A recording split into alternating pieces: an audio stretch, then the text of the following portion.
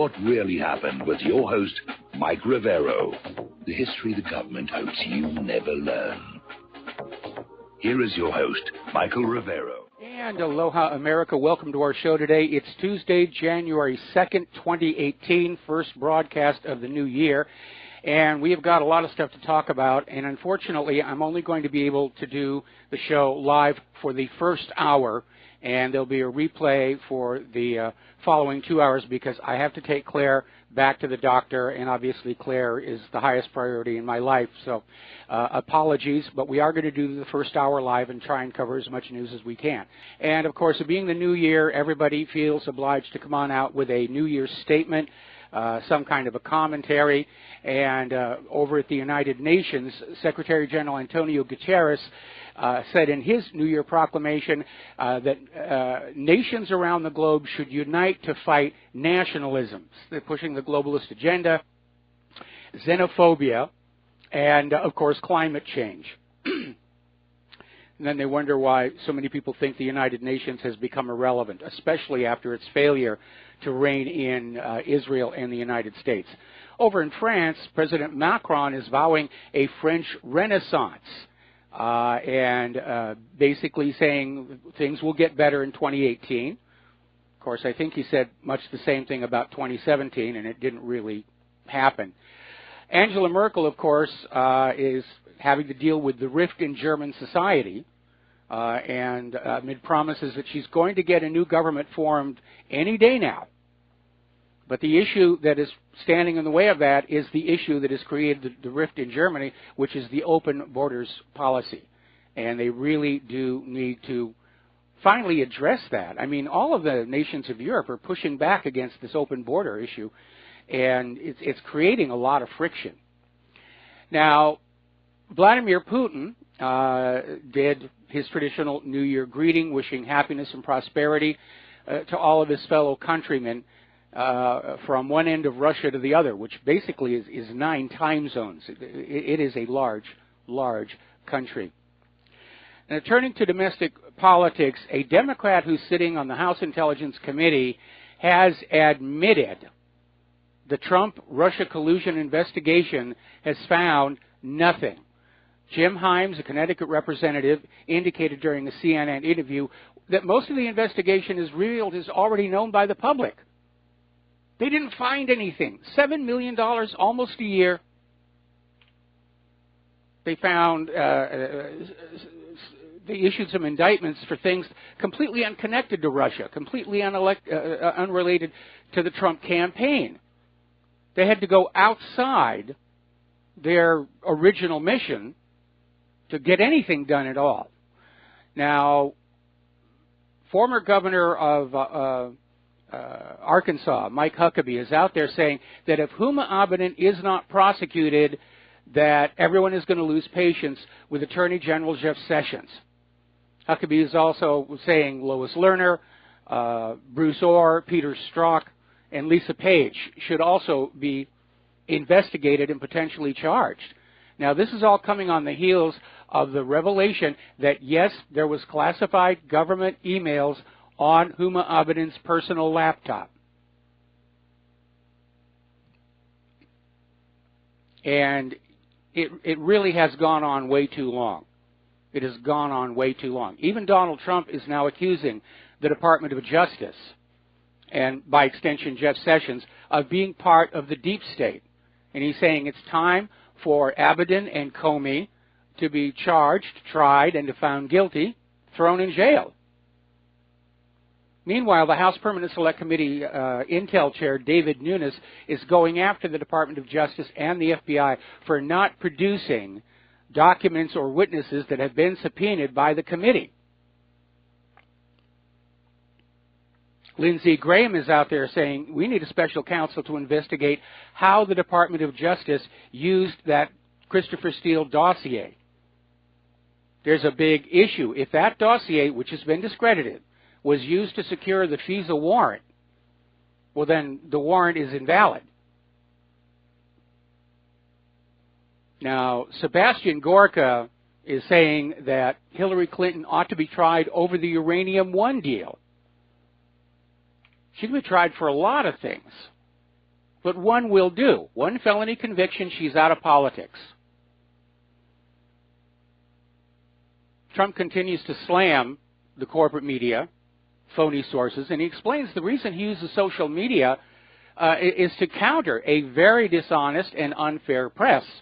And that, of course, is working. More and more people are turning to the Internet and the independent media because of how fraudulent corporate media has proven itself to be over the last several years. And as an example of that, over the weekend, the New York Times published an article claiming to debunk the theory that the FBI used the dodgy Russian dossier from Christopher Steele simply by saying that the probable cause for the warrant was Papadopoulos, apparently an admission that he had contacted somebody in Russia. That was it. But the New York Times got shredded in the comments section, pointing on out that the paperwork, the paper trail already shows the dossier was part of that process. We're going to do a shout out now to our honor affiliates who are just now rejoining our network, and a reminder, only hour one of our show today is live because I have to take Claire to the doctors. So stay tuned. We're going to try and get through as much news as we can here. Al Franken apparently is resigning today after a month ago saying that he was going to do it. He's still denying that he did anything wrong, but he is resigning. And Senator Orrin Hatch has announced that he will retire at the end of his current term, which is this year. And that may open the door for a run for the Senate by Mitt Romney. So let's talk about Iran, because that's the big deal. This was happening, really ramping up over the holiday weekend. And it started out as economic protests, but it's being fanned up very, very hard. And the demonstrations are on both sides. There are the anti-government protesters, and they're being met by pro-government protesters. Interestingly enough, in the article in Business Insider, they're saying these protests are the largest in Iran since the 2009 Green Movement. That is more than a coincidence, because those 2009 protests were a U.S.-backed attempt at regime change that failed. And I'm sure the people of Iran remember that very, very clearly. And looking at a map of the protests in Iran, they're all over the place. Someone has poured a lot of money and resources into kicking up this fuss in Iran. Over at the Iranian government, the advisor to the Supreme Leader's representative at the Iranian Republic Guard's command, Yadola Javani, is saying that this is a plot by the U.S. and Israel and their allies to create insecurity and instability in Iran. And yeah, it is. It's obvious. The signs are all over it. The U.S. is running the same script with Iran that it ran with Libya and Syria and Iran in 2009. And apparently Iran's intelligence agencies have already arrested agent provocateurs who are in there trying to turn these protests violent. So another article, this one out of Rents.com, protests in Iran made in the USA and Israel. Everybody understands what's going on. Netanyahu is already having to get defensive out there saying, no, we have nothing to do with this, really. We certainly hope the protests bring down the government, but we have nothing to do with it.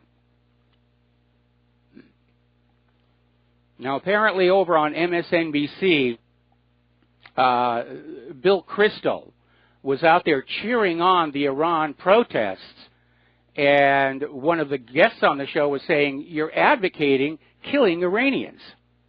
Well, anybody who's advocating violence in the street for regime change, yeah, that's what they're advocating. People getting killed, property being damaged. And we've seen the U.S. do this so many times before. They've done it to Iran twice before that we know of. Once in 1953 that brought the Shah to power, and again in 2009 trying to restore the son of the Shah to power. That one didn't work out. Overall, the U.S. is batting 500 in these covert regime change operations, and they've done at least 50 of them since the end of World War II, even against nations that are reportedly our friends. They tried to change the government of France. Now, over in Syria, there is apparently heavy fighting between government forces and insurgents east of Damascus. At least a dozen airstrikes have taken place.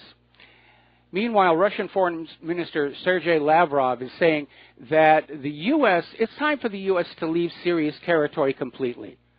There's no legitimate reason for the U.S. to be there.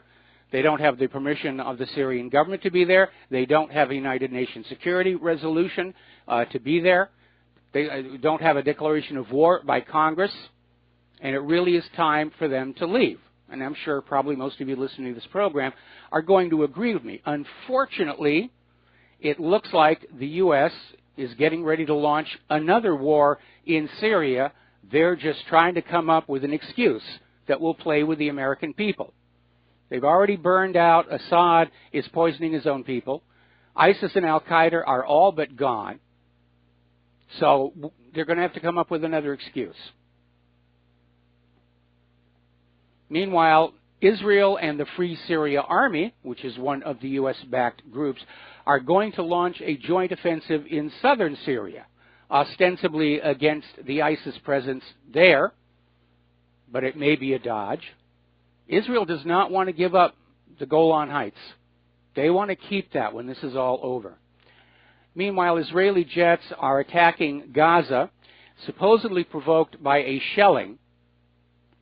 And apparently, Israel is claiming that they can tell from the remains of the shell that they were supplied by Iran, which strikes me as rather nonsensical.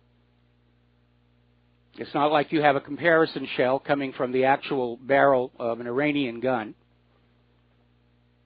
But anybody who's a shooter, you know what just the bullet looks like. There's no markings on it. There's no stamping on it. But that's their excuse to demonize Iran and destroy Gaza. Meanwhile, of all of last year, Israel seized a total of 2,500 acres of Palestinian land and destroyed 500 buildings.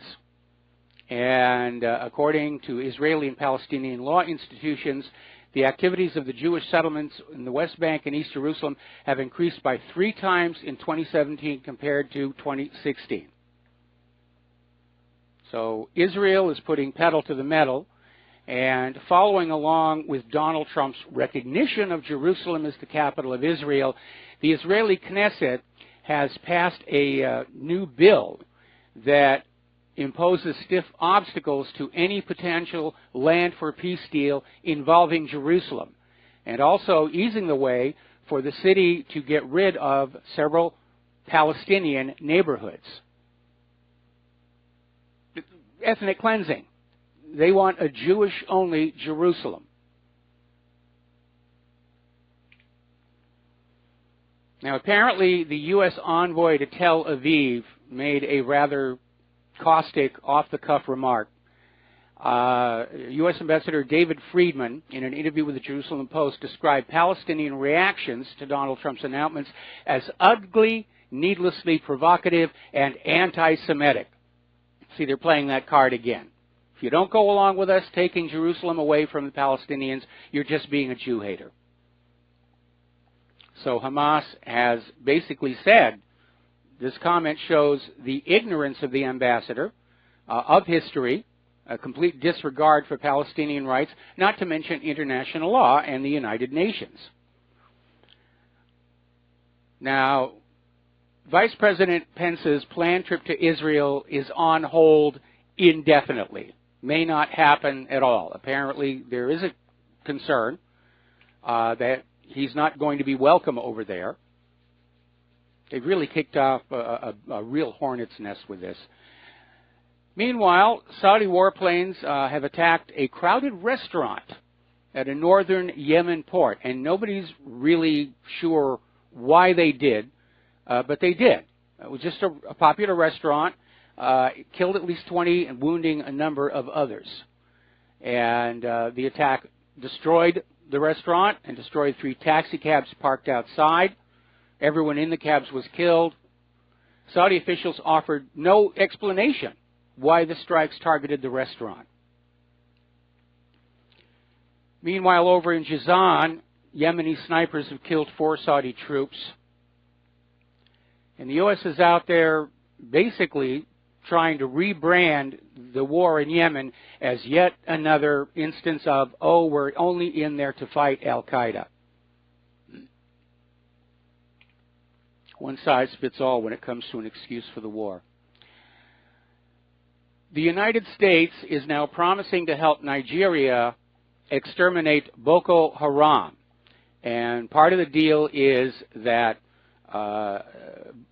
Nigeria is going to purchase the A-29 Super Tucano aircraft to use against the terrorist group here. So basically, the United States is getting itself into yet another war, this one in Africa. And it turns out that the U.S. has already been running a lot of covert interventions all over Africa. A story came out of Middle East Monitor saying there is a real but largely concealed war which is taking place throughout the African continent. It involves the United States, an invigorated Russia, and a rising China. And the outcome of the war is likely to define the future of the continent and its global outlook. And they're pointing out this is not a policy that originated with Donald Trump. This goes all the way back to the administration of President George W. Bush, and of course was actively pursued by President Barack Obama.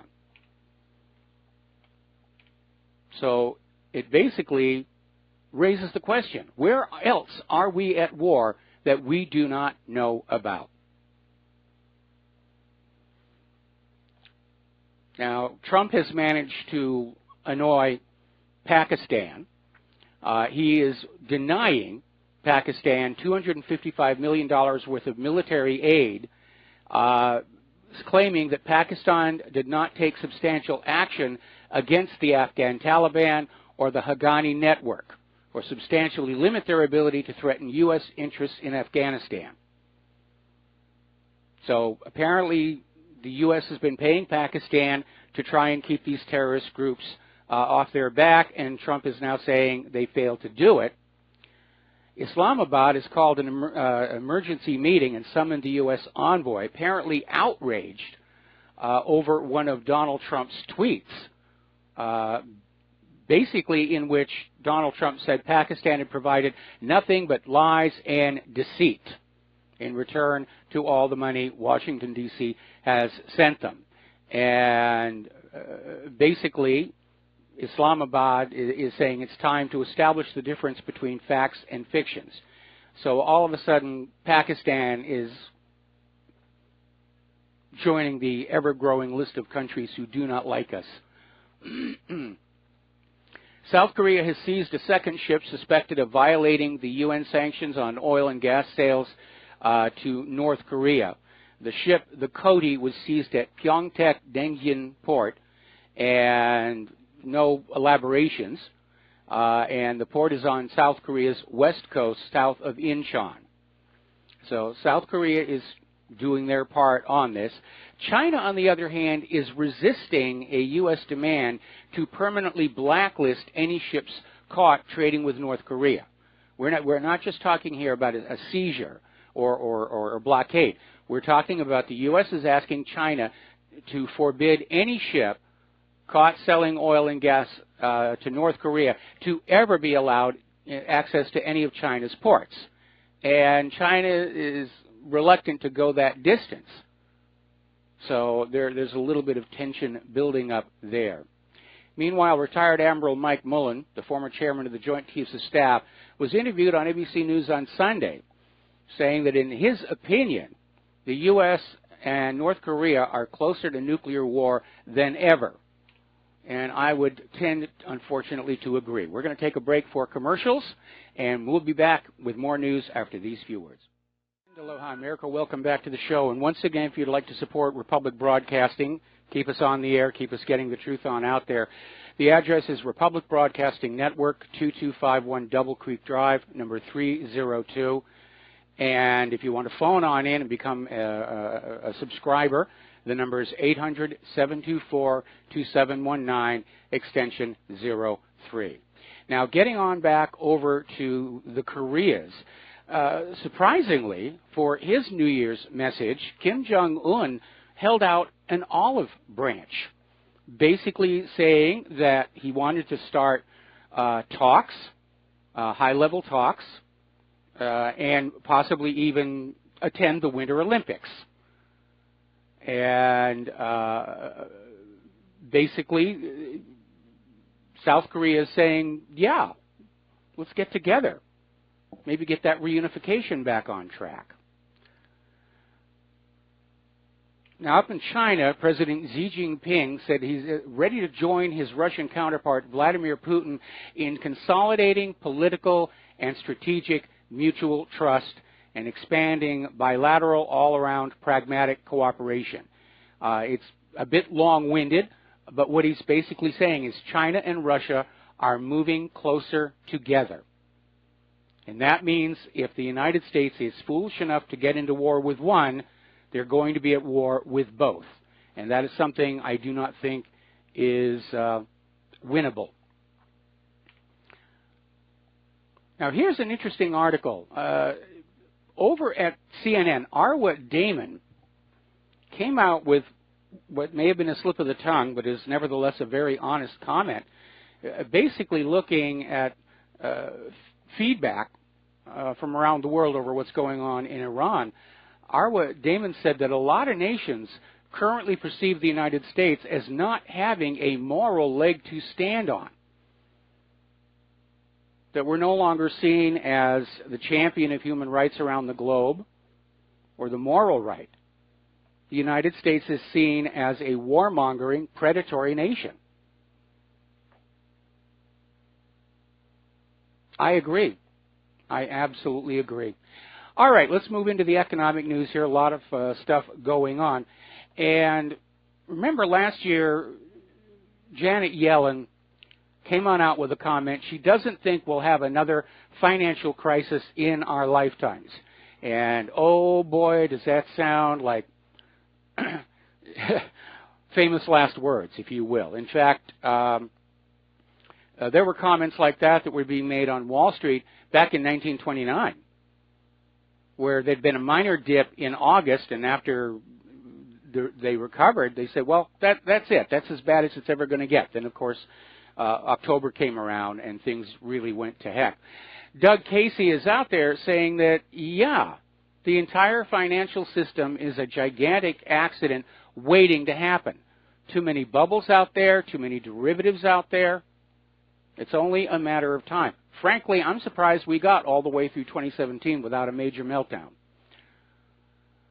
Now, China, because of the amount of money that is whizzing around the world in Bitcoin deals, has enacted new capital controls, and they're putting a $15,000 annual cap on overseas ATM withdrawals.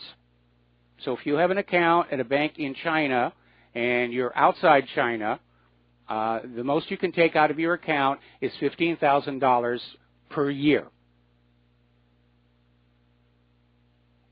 So,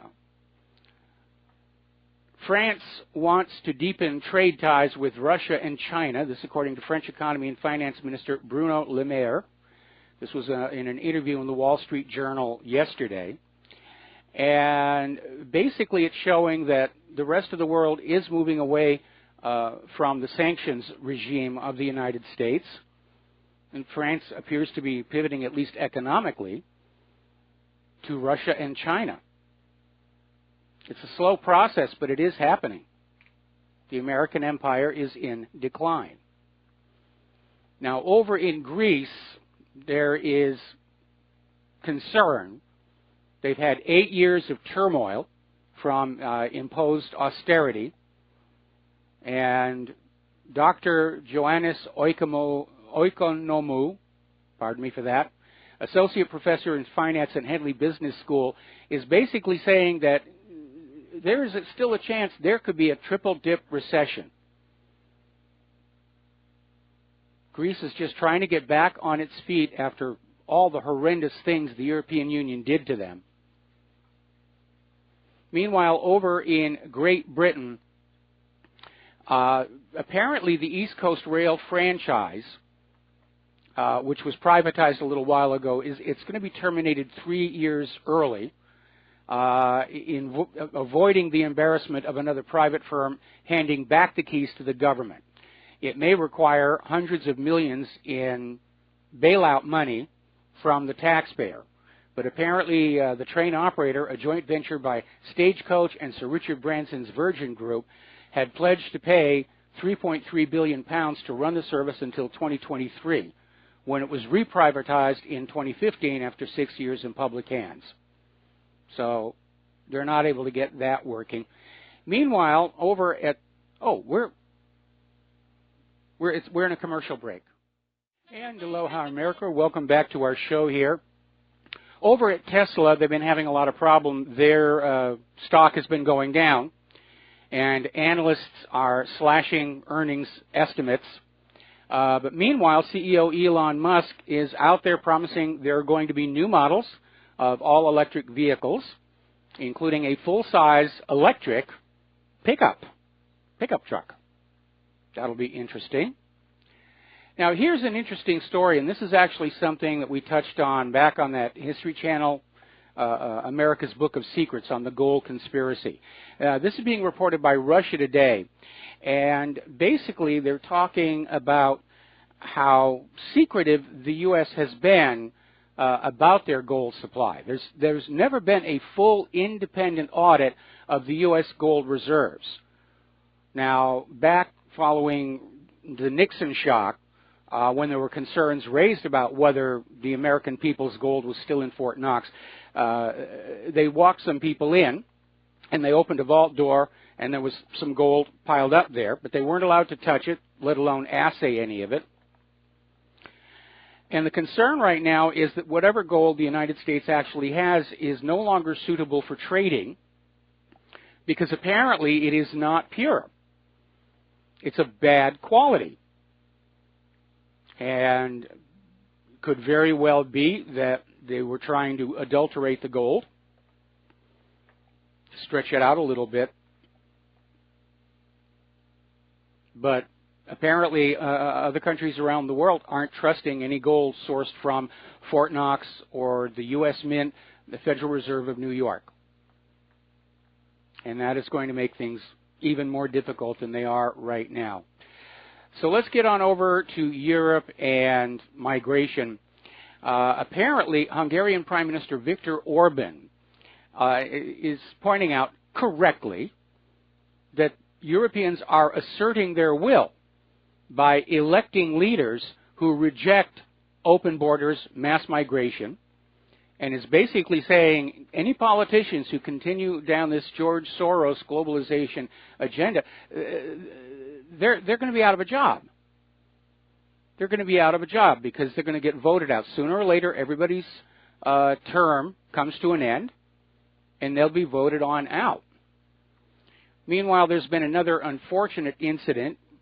One of the so-called child migrants stabbed a 15-year-old girl to death right in the middle of a store, a drugstore. And locals subdued him, held him until the police showed on up. But this was an Afghan asylum seeker, Abdul D, last initial only. And apparently the girl had been his girlfriend, and she'd broken it off. Didn't want to see him anymore.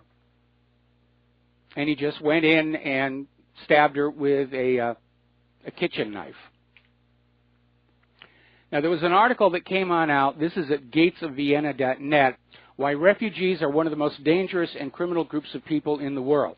And it's basically going on out and looking at the numbers to basically rip the facade of nice people off the migrants, because that's been a big part of the propaganda to get everybody to just accept this flood of migrants coming into their communities. Oh, they're wonderful people. They're law-abiding, they're hardworking. We were getting the same thing here with regard to the illegal immigrants. But the numbers are actually showing that, as I have said many times before, migration is a filtering process. You're not getting the best of the people from that source country. The people who are doing well in their home country, they tend to stay there. What we're getting are the people who weren't making it in their home country. What we're getting are criminals fleeing prosecution. What we're getting are individuals carrying contagious diseases, hoping that they're going to get free medical treatment from the countries they're going into. And the numbers are staggering. And that's why the people of Europe are pushing back. They're not being racist, they're not being bigots, they are simply seeing that this migrant flood is not good for their nation. So, now Berlin has launched a rather interesting approach. They are investing over 400 billion euros to try and create jobs in the Middle East. To dissuade migrants from attempting to travel to Europe, Berlin is basically paying for all kinds of jobs, sorting trash, cleaning the streets, things like that. And Berlin is hoping that they can literally prevent the refugees from coming to Germany that way. Of course, it's a huge amount of money coming from the German people. The answer is close the borders and enforce it. Apparently over in San Diego, where they're still dealing with that hepatitis outbreak, by the way, migrants from countries like Eritrea, Cameroon, and Mexico have flooded the U.S. southern border in San Diego to such an extent that border officials have been unable to process them without long lines forming on the Tijuana side of the border. It's just like the rush is on to get people into California because as of the new year, California is a sanctuary state. Huzzah, huzzah, sound the trumpets. And California right now is home to an estimated 2.3 million illegal immigrants, all of whom can be counted on to vote Democratic. Meanwhile, some as yet unknown individual put up some very professionally made signs on the existing freeway signs, a little second sign underneath that says, felons, illegals, and MS-13 welcome. And everybody's chuckling over that one because that's exactly what they're going to get in California. Meanwhile, over in Poland, their prime minister is confirming his commitment to tighten the migration policy, stressing that Warsaw has taken large numbers of migrants from Ukraine. Meanwhile, up in Brussels, the European Union is saying that Poland and Hungary will face consequences for violating the EU migrant quotas. This is shaping up to be a heck of a fight. Interestingly enough, Deutsche Welle political commentator Bernd Riegert is saying Warsaw is putting the EU at risk of collapse, and that the EU may have to expel renegade states like Poland. I think that would actually be a good thing. Switzerland is now demanding an EU referendum as frustration mounts with Brussels, and apparently the outgoing president called for a referendum over the country's relationship with the EU. Meanwhile, in Britain, Theresa May's popularity is plummeting. The public is losing confidence in her, and anger is rising over the fact that Brexit has not happened. The people voted for Brexit. They need to get it out. They need to get it going. Now, 2017, looking back at last year, a lot of very dubious things going on, and one of which was the madness of transgenderism, where we started the year with 2 genders and we ended up with, what, 20, 30? Nobody keep a list here. And up in Sweden, apparently the church there is now removing Jesus' gender. And they've sent out instructions to all the clergy not to use any gender-biased words. I wonder how they're going to refer to the Son of God without saying Son. Child of God? Maybe. But it is getting a little bit silly. And here's another example, story that came out of Breitbart. There was a woman at the doctor's who needed to get a cervical smear, very private, intimate process, and understandably she asked for a female nurse to do the smear. And the National Health Service basically sent in this guy. And he was tattooed, he's got an obvious male body, stubble, and he said it was okay for him to be there because he was a transsexual. I mean, that's how ridiculous these things are getting. Now, as you know, late last year, the judge threw the case against the Bundys out of court. And apparently he still has time to dismiss the case with prejudice, which is a judicial term meaning that the Bundys could not be retried. That's how egregious the prosecutorial misconduct was. Documents were withheld, exculpatory evidence was withheld, and when the judge found that out, he just tossed the whole thing away. So let's talk about human-caused global warming, because it is cold out there.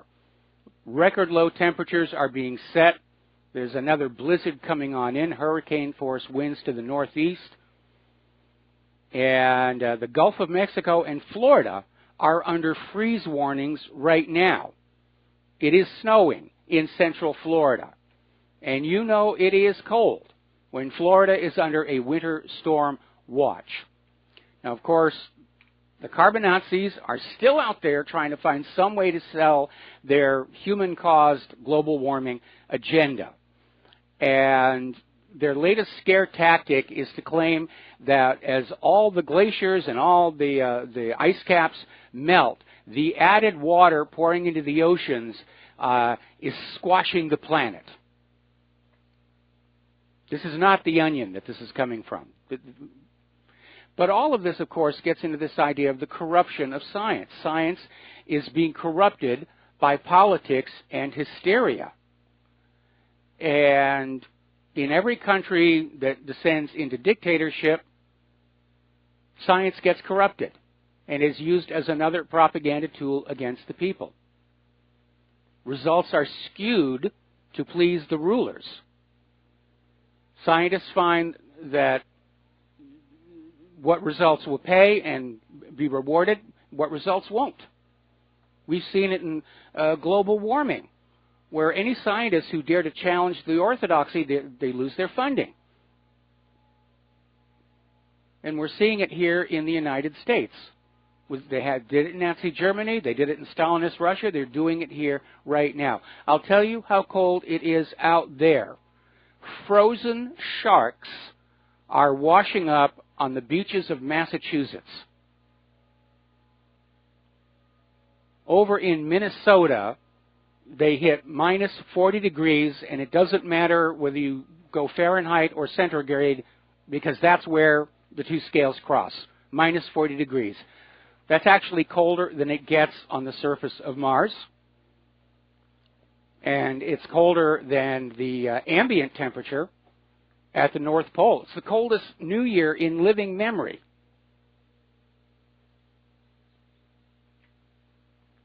Now, hopefully, 2018 will be the year all of this nonsense about human-caused global warming goes away. And a possible indicator is that this last year, every Hollywood movie that promoted this claim of human-caused global warming bombed at the box office. People just didn't want to see it anymore. That sound that you're hearing in the background is our monthly test of the tsunami siren, followed by the test of the North Korea is coming to nuke you siren. They just started that one a month ago. Getting into the world of computers, Facebook has acknowledged that it is deleting Facebook accounts at the direction of the U.S. and Israeli governments. So Facebook has gone over to the dark side. They're censoring people, censoring articles. They're shadow banning people. People think they're putting up articles because they can see them on their browser, don't realize they're not being shown to anybody else. So we're sliding into a dictatorship. Free speech is under attack. It really is. Now, over in Germany, with the new year, the grace period for Germany's strict new hate speech law has ended. And the Network Enforcement Act was passed last June, and it gives companies with more than 2 million users just 24 hours to remove or block criminal content, or 7 days for more complex issues.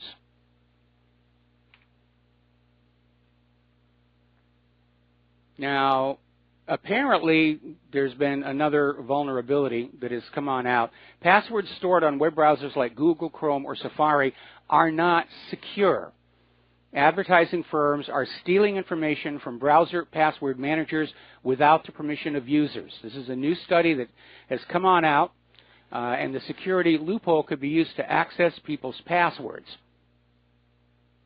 Isn't it amazing how unsecure all of our computer equipment has become? The problem is getting worse, not better. Do you remember over at the White House, the We the People petition site?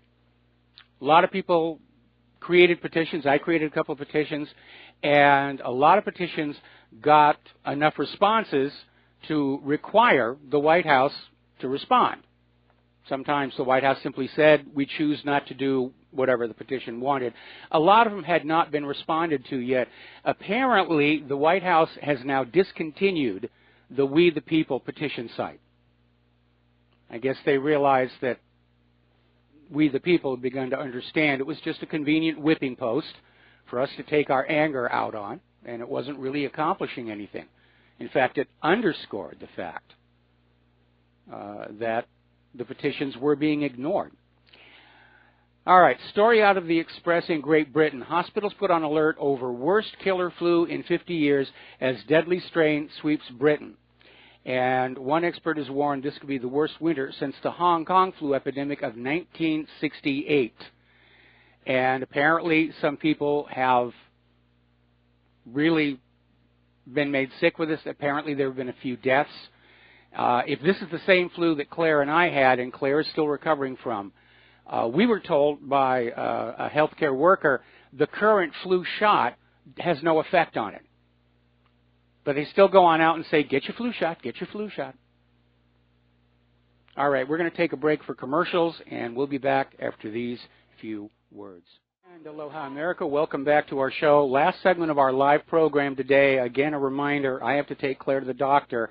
And so the remaining 2 hours of this show will be a rebroadcast, but we'll be back on the air with the full show, obviously, tomorrow. We've got to take care of Claire. And so I'm already getting emails from people saying that they've come down with this really, really bad flu. So, in fact, over the weekend on Sunday, it almost felt like I was relapsing, running a fever and everything. Apparently, Japan has decided that there are, in fact, certain prescription medications that can trigger violent behavior. And the Japanese government is now recommending that patients who are put on these medications literally be locked in their own rooms in order to avoid violence or suicide. So good for the Japanese. They're waking up to this reality. And you know what's amazing? When you look at those glitzy ads for prescription medicines on American TV, they're now admitting in that part at the end with a really rapidly speaking voice, they're saying changes in mood and behavior, suicidal thoughts and depression. I can't understand anybody listening to that disclaimer and then wanting to take that medicine. In many cases, the risks from the medicine exceed whatever benefit you can get from it. All right, now, a lot of people are still talking about Donald Trump's change in our national security policy. A lot of people are seeing it basically as a declaration of a new imperial America. And a lot of other countries around the world are very concerned because they're looking back over the last 16, 17 years of U.S. regime change, drone strikes, bombings, outright invasion of all these countries all over the Middle East, and wondering when it's going to be their turn. But again, I'm under concern that the United States can't win the coming war. When you look at the poor quality and high cost of the weapons, when you realize how much of our standing stockpile of weapons has been drawn down by 17 years of war, I don't think the U.S. can win, even if it goes nuclear. So hopefully cooler heads will prevail. Now here's a story that is a little bit weird. Apparently over in Independence, Missouri, there was this guy who just shot this young girl. And apparently they'd split up, and she was over at his home trying to get back a cell phone and computer from her ex-boyfriend. And he apparently shot her in the head with a shotgun, but he's still not been charged. And this is a guy with a criminal record, probation violation. A warrant had been issued just 1 week. But they're still not charging him, and the mother feels she's getting the runaround from the investigators. Anyway, looks like we're just about at the end of our program for this hour. And again, my apologies that I can't do the rest of the show live, but Claire is my number 1 priority, and I got to go take care of her. So stay tuned for the rest of our program, and then after that, please stay tuned to John Stedmiller, and because he's got a lot of stuff to share with you. So there's the music. Okay. All right. So we'll be back tomorrow. Aloha, America.